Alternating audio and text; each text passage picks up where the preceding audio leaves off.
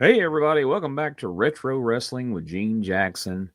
I've been working on a couple of big projects and had to put this show on hiatus, but finally we are back with episode number 20 of Retro Wrestling, and I'm happy to finally be able to bring it back. This first episode is the first in our review series of Memphis Championship Wrestling from 2000 and 2001, and the intention here is going to be to, over time, eventually review the entire run of Memphis Championship Wrestling week by week. However, at times I'll be mixing in episodes where I'll be joined by a co-host, review, other retro wrestling shows, or perhaps I'll be joined by someone that I'm going to interview.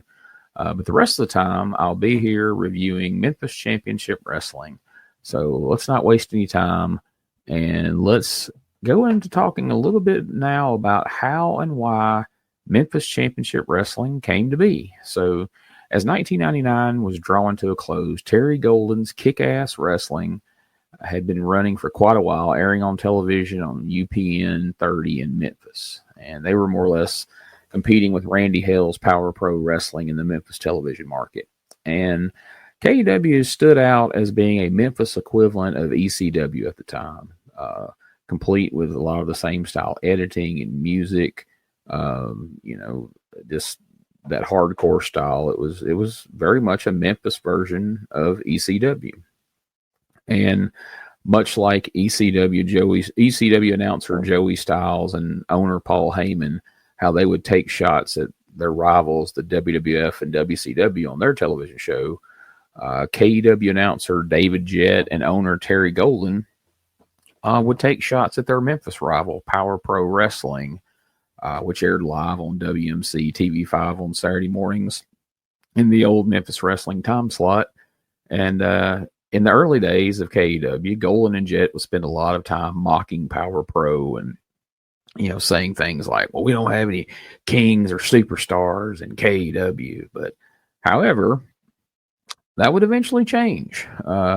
When Jerry Lawler decided to run for mayor of Memphis in 1999, TV5 unexpectedly informed Randy Hales that as long as Lawler was in the race for mayor, he could not appear on the Power Pro Wrestling TV program.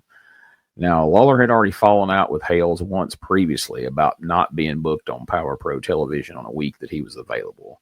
But they smoothed all that out. Lawler returned, but this time around, he seemingly understood, that it was out of Randy's hands, and he bowed out quietly and seemingly voluntarily. However, during this time that he was away, that infamous promo with Doug Gilbert happened, that whole big shoot incident, if you will, and that would appear to permanently end Jerry Lawler's relationship with Randy Hales and Power Pro Wrestling, and along with it, it would end their WWF developmental deal. So, with Power Pro no longer an option, once the election for mayor of Memphis was over, Jerry Lawler struck a deal with Terry Golden to come to KEW, and along with him would come the WWF developmental deal. Now, despite the fact that this was in the era of, WWF's Attitude Era, a developmental promotion named Kick-Ass Wrestling was a bit much even for them at the time. So the promotion was going to be renamed. It would become Memphis Championship Wrestling, and a number of adjustments were going to be made to the show before MCW would debut on television on January 29th, 2000. And MCW would prove to be a mix of WWF developmental talent along with some of the previous members of the KEW roster, along with some local talent, along with WWF talent that they would be sending down to help, draw houses and to help create interest in the television show. So let's hear a little bit about what was in the Wrestling Observer newsletter. This was in the January 31st, 2000 issue, where Dave Meltzer talks a little bit about how MCW comes together here. So he wrote, Memphis Championship Wrestling will air on UPM Channel 30 at 11 a.m. Saturday mornings, which goes head-to-head with Randy Hale's Power Pro show on the traditional Channel 5 with Dave Brown and Corey Macklin. The whole story regarding this is weird, but apparently Lawler convinced McMahon to make the change. Lawler and Hales were originally together to start Power Pro. There is a belief that Lawler was in a sense behind Power Pro's formation, but all the paperwork was only in Hale's name because Lawler had a lawsuit outstanding over the collapse of the USWA with his former partners in Cleveland, and their case would have looked a lot better in court if Lawler got their money. Then their territory folded, and he already had restarted a new promotion in the same city on the same television station with the same announcers, Dave Brown and Corey Macklin. There was also heat based on Hales' testimony in the Cleveland investors' lawsuit against Lawler and Larry Burtman, which he says Larry Burtman in the Observer. I think the guy's name was Larry Burton. Then again, Larry Burton wasn't his real name, so perhaps his real name was Larry Burtman. I'm not sure, but nonetheless, moving on with what he had here, he put Lawler attempting to get that the lawsuit against Lawler and Larry Burton on Lawler attempting to get some ownership in the company after the lawsuit was settled, as well as Lawler threatening legal action against Power Pro due to some of the remarks made on television by Doug Gilbert that were totally unauthorized by Lawler. Now, my comment on that portion of it, I don't know any of that to be true as far as Lawler setting up Power Pro through Randy Hales and that it was actually his and it was only set up by Hales to avoid issues for Lawler with the USWA lawsuit. My understanding has always been from Randy and everyone involved that that Power Pro really was Randy Hale's baby, and he started it. You know, as he said on TV, it was a shoot. He was the founder, owner, and president, and that, you know, he chose to get Lawler involved because why wouldn't you if you're starting a promotion in Memphis? But I don't think Dave's on the money here, thinking that, you know, this whole thing was Lawler's baby and that Hales was just the name on the contracts. But again, I'm just going by what I've always been told. Now, he continued in the Observer. Steve Bradley, Rico Constantino, Nick Dinsmore, Flash, Robbie D, and Scotty Saber have all been pulled from Hales. Hales was given this past weekend to write them all out of the television shows. None of the talent that had been appearing in Memphis will be working for Lawler because of lawsuit threats by Hales. WWF has also this past week made a deal with Burt Prentice of NWA Worldwide, so the talent that was working Ohio Valley and Memphis can now work Ohio Valley and Nashville, all except Steve Bradley, who is headed to the WWF soon. That didn't exactly work out. Anyway, all except Bradley are expected to still work for Cornette in Louisville. WWF is going to send new developmental wrestlers to work out of Memphis for Lawler, who will have Jim Neidhart as his head trainer and will run a few nights per week in the territory with 2 hours of television taped every other Wednesday night at Sam's Town Casino in Tunica, Mississippi, with the first taping being on January 26th. He goes on to say, WWF will be sending about a half dozen people to Memphis, including Curtis Hughes, and it says in parentheses, if the WWF can find him, as he's apparently disappeared, along with Blue Meanie and Reckless Youth. Kurt Angle will be coming in for the first taping, and Bill Dundee is also scheduled to work as a regular with the group. Lance Russell, the legendary area television announcer for more than 4 decades, and who worked with Dave Brown on the Channel 5 show seemingly forever, was offered the job as television announcer. Russell, who is now in his early 70s, has agreed to do the first taping this week and then make a decision after that on how he feels about doing. Let me read that again.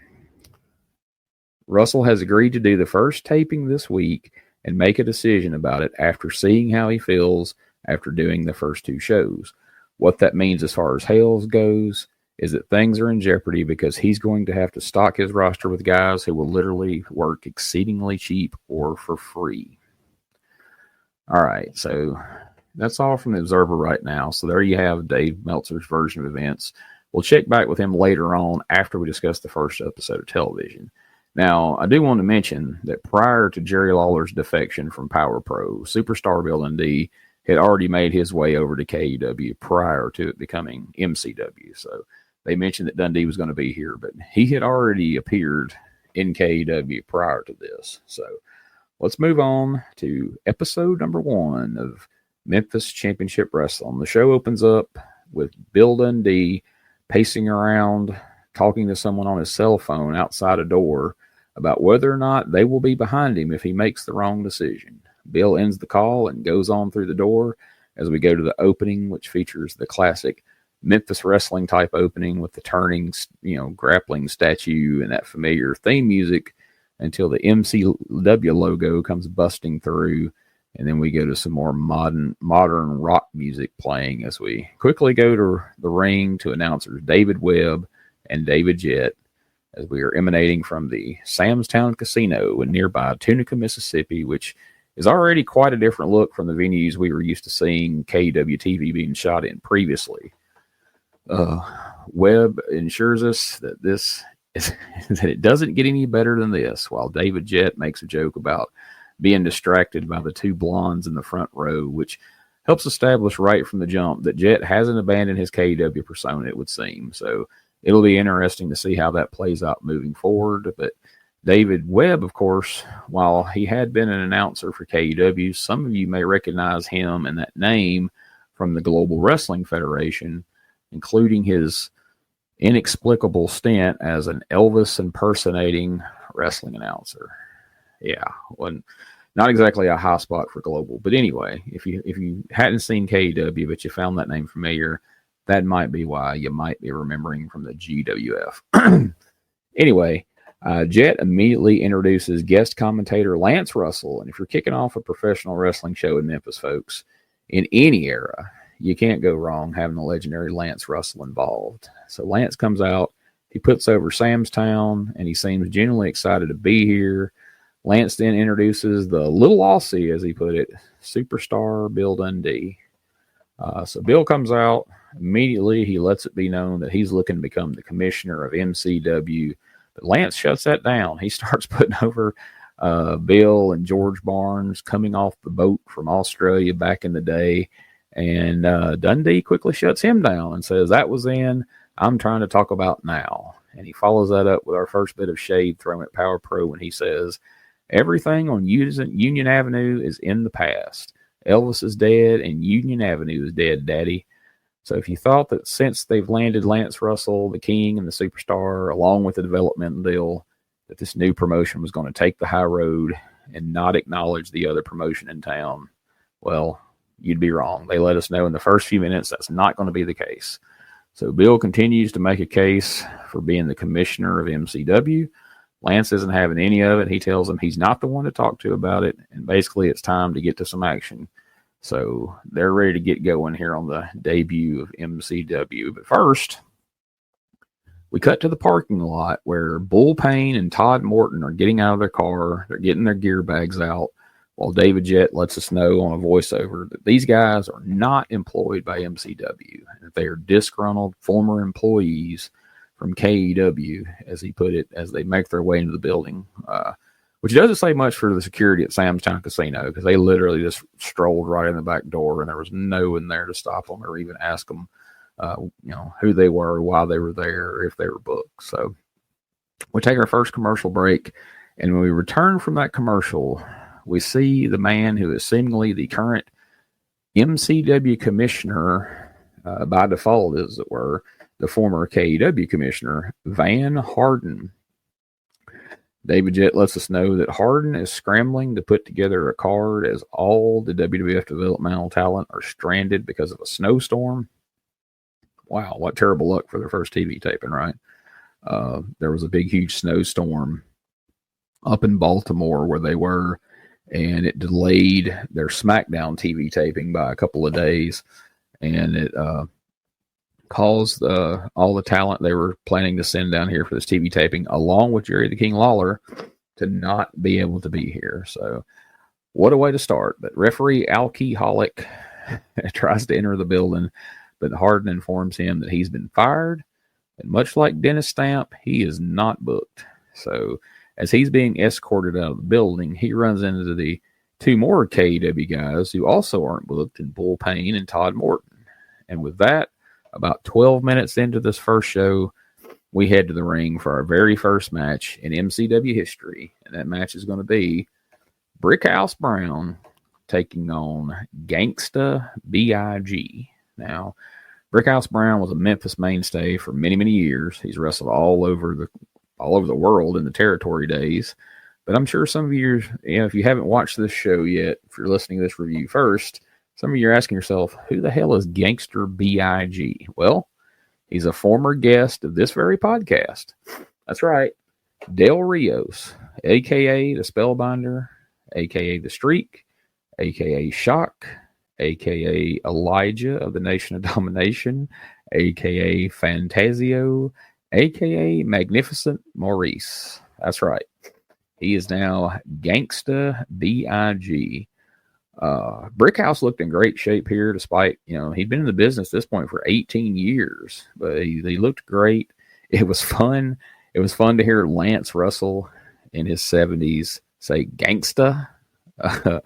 Del Rios makes his way out, and Brick takes the mic from David Jett, and he tells Gangsta B.I.G. that he ought to slap slob out the promoter's mouth for what's about to happen to him. And then he told him to take his big swole ass back to the dressing room, and maybe he won't embarrass him here tonight. But it appears that Del Rios will, in fact, not be taking his swole ass back to the dressing room, and the match is on from there. Our referee is Aubrey Wayne, who people recognize from the USWA days. Both of these guys were as swole as I've ever seen either one of them. Jesus Christ, this episode should be sponsored by Diana Ball.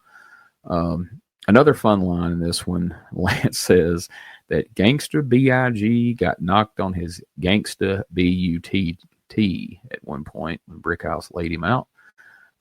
Some of these review podcasts will give you almost a blow-by-blow account of every move and spot in every match. I honestly hate that. I can't sit and listen to that shit. And I feel it's just totally unnecessary. So in these reviews, I'll give you the finish. I'll give you any relevant spots that you need to know about. But if you want to see everything that happens, the show's here on the channel. Check it out. Please go check it out. Anyway, decent match here that ends when Brick tries to hit B.I.G. with a chain, but the Gangsta ducks. He manages to get the chain away from Brick, and he hits him with it, while the referee is getting hit by one of them. I didn't see who. Anyway, somebody bumped into the ref. Brick pulls out a chain. He swings it at B.I.G., who ducks, blocks it, gets the chain away from Brick. He hits Brick with the chain. Then he stuffs the chain in Brick's tights.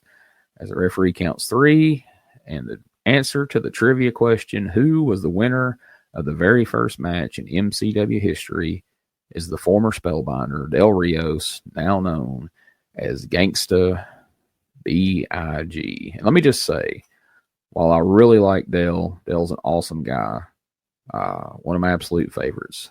I absolutely hate this name more than any other name he ever used. I'd rather he went back to calling himself Del Rios and dressing like one of the damn Village People like he did in 93 when he was managed by Burt Prentice than this silly-ass Gangsta B.I.G. nonsense. But not sure if this was his idea or the promotions or whatever, but it's what we're doing. So that's what we'll call him while he's here at MCW, at least for the time being. So before we go to our next break, we get a quick promo from The Rock. That's right, the old final boss himself. In his early days in the WWF, Rock reminds us to watch MCW. Well, thanks, Rock, but we're already watching it, if you smell what I'm cooking, pal. So we'll make sure to do that. As we return from the break, Lance pitches it to a disturbance in the back as backstage interviewer Kevin Christian runs into our disgruntled friends from KEW, the former employees as they were, as David Jett put it. And he asks them what's going on. There's a lot of commotion here. He's asking them what they're doing. They're hollering. I don't know. This isn't an interview. I don't really even know what they said. The main thing I noticed is Kevin Christian's a backstage interviewer, but no suit here for Kevin. You think he could have at least thrown on a yellow jacket or something, if you get what I mean. Sorry, I'll keep the bad jokes to a minimum. All right, we are ready for our second match here on the debut episode of MCW, and that is going to be the Littles, Itty and Bitty Little from KEW, who do the inbred deliverance gimmick as baby faces, no less, accompanied by the Littlest Little, Hollywood Little, taking on Swole and Hammer. This one doesn't even get going good before the old KEW theme song, Shoot to Thrill by AC/DC, starts playing as Bull Payne and Todd Morton hit the ring along with Alki Holic, and they lay waste to everybody with chairs, Todd Morton pile drives poor Hollywood. Bull Payne follows that up with a frog splash on the little guy. And then they spread out a KW banner that they hold over the fallen littles who've now been stacked up like cordwood, as Jim Ross used to say. And Morton gets on the mic and says that KW is not dead. In fact, KAW rules. So clearly these guys are going to be a big factor here in the new MCW. So after another break, we get a segment with Lance Russell talking about classic Memphis wrestling. He ends up pitching to the... We're going to talk about classic Memphis wrestling. There's no more classic match than Jerry the King Lawler taking on Terry Funk from the Mid-South Coliseum in 1981. What a great match that is. But we'll save the reviews of classic matches for other shows here on the channel. So just know that match is included here. If you go back and check out this show on the YouTube channel, it's there for your enjoyment. But from there, we take another break and we return to David Jett introducing superstar Bill Dundee, who has now come back down to the ring. He's got his suit coat off and he calls out Todd Morton to come down to the ring and fight him. He said this has nothing to do with being commissioner. These guys are going to show up. They're wanting to disrupt things. He tells Morton if he wants to fight somebody, come out there and fight him. So Todd Morton runs in, followed by referee Bill Rush, and we realize this isn't just going to be a fight. It's our next match here on television. Superstar Bill Dundee versus the seemingly unemployed Todd Morton. And I guess since this was a impromptu challenge match, it must be a no DQ, as Dundee has kicked Morton in the balls multiple times, hasn't been disqualified. But this was a very fun match and fight right from the very get-go. As soon as Morton hit the ring, these guys are tagging each other. Looks like a real fight. And these guys are two old school guys. Todd Morton is a guy who is criminally underrated. He came along at a time where his size still limited his opportunities in the business.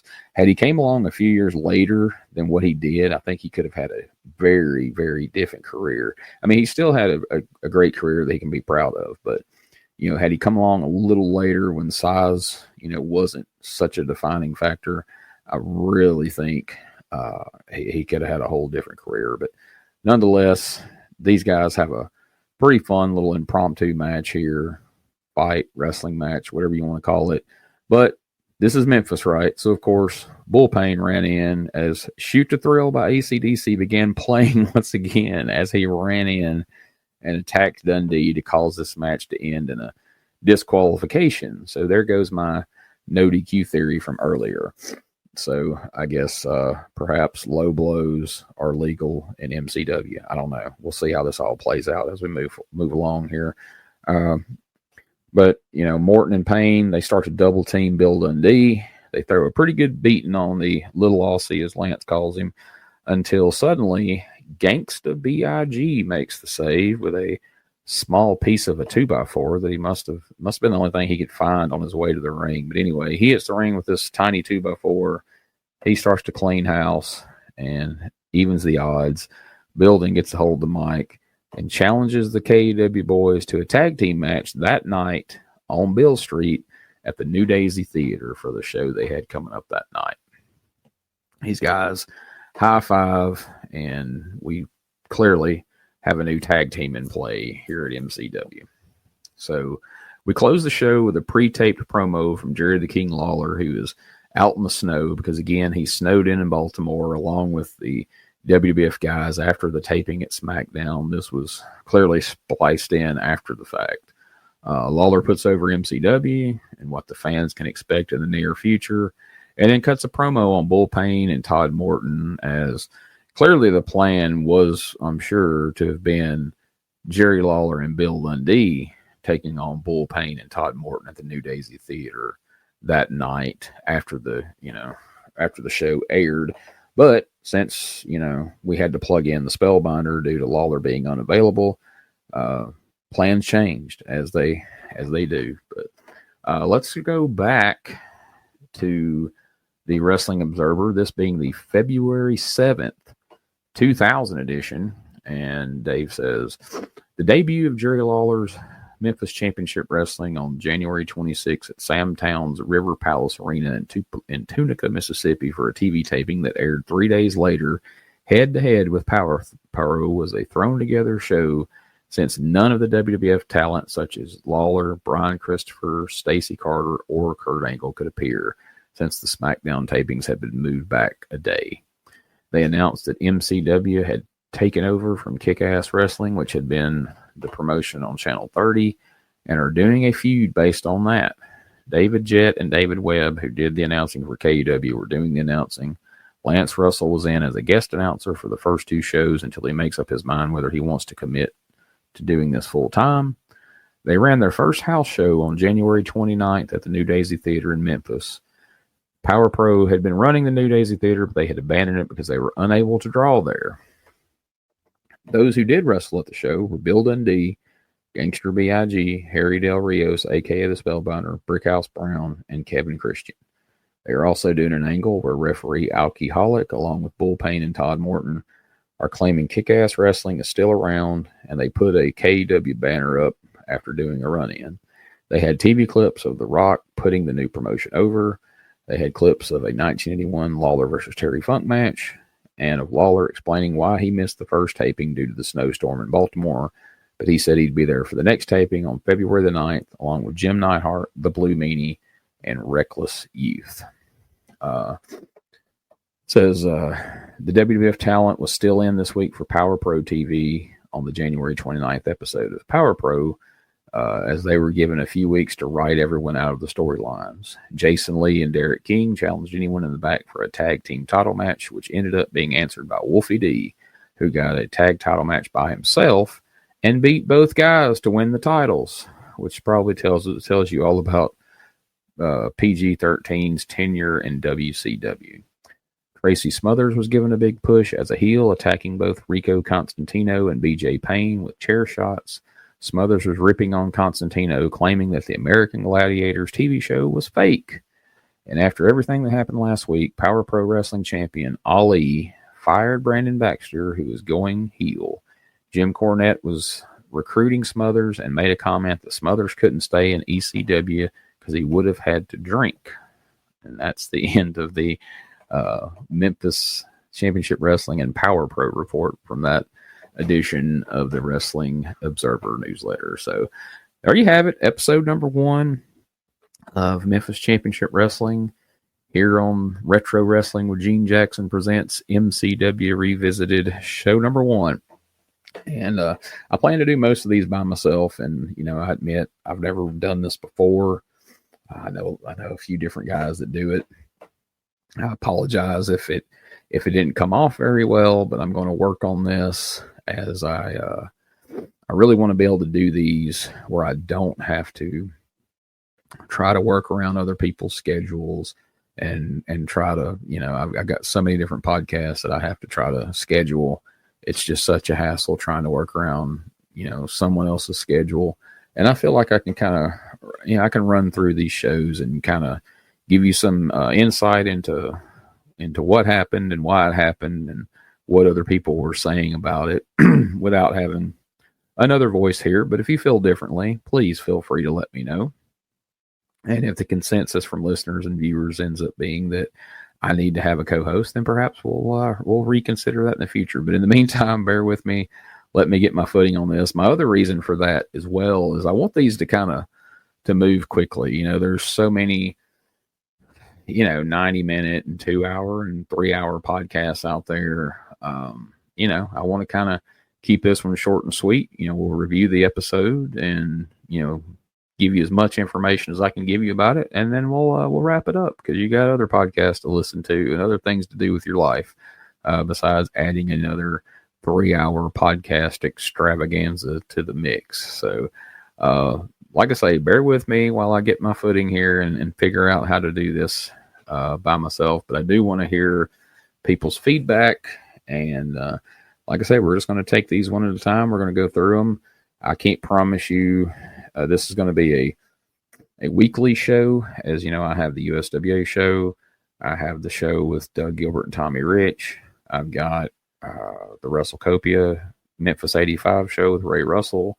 Plus, me and him do a lot of video cast, and I do content for the Patreon. So I'm going to do these as frequently as possible. Sometimes it may turn out to be weekly.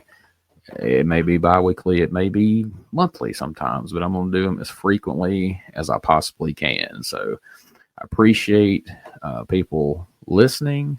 Hope you enjoyed this. I hope people enjoy these MCW shows. I know there were a handful of these out there, but I've managed to get my hands on nearly all of them, and I'm trying to get the rest of what I don't have and get them all uploaded here to the channel so you can watch them, check them out, and then you can go back and listen to these reviews. Like I said, I'll give you my recap of them, and I'll, from checking newsletters, from checking listening to shooting reviews, reading books, and from all these guys that I know personally, or know people who know them, I will give you as much direct feedback and stories as I can on MCW as well. So keep checking back. These will just hopefully keep getting better as we go along. If you haven't already, subscribe to the channel here on YouTube, the Retro Wrestling Archive, or I say here on YouTube. You may be listening to this on any number of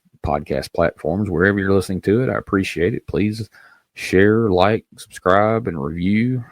We appreciate it, but make sure you go to YouTube. If you're not listening to this on YouTube, go to YouTube to the @Retro Wrestling Archive and subscribe to the channel. We've got over 2,500 retro wrestling videos on the channel, and new stuff getting added absolutely all the time. So please subscribe, help us spread the word. Also, check out our Patreon at patreon.com/Retro Wrestling Archive, where we have bonus material of these podcasts. We have footage and content that we can't necessarily put up on YouTube available there.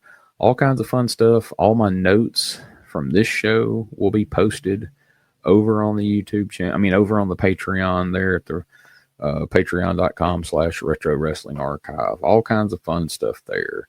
So check it out. We're also going to have a new exclusive Patreon podcast coming there soon. The Retro Wrestling Review CWA podcast. So be on the lookout for that as well. So also, for all things related to my Retro Wrestling Review USWA podcast, check out uswapodcast.com. And for all things related to the Dangerous Conversation Show with Dangerous Doug Gilbert and Tommy Wildfire Rich, check out DougGilbertPodcast.com. And if you have any questions, comments, or requests, feel free to email me anytime at genejackson95@gmail.com. And last but not least, make sure you check out our friends Brian Trammell, stspod.club. Check out WrestleCopia.com for all the great content from our friend Ray Russell, many of which I'm involved with. And also my good friends over on P3 Radio. So I guess that does it for this week for the first episode of MCW Revisited. Thanks for joining us, and we'll catch you next time for another episode of Retro Wrestling with Gene Jackson.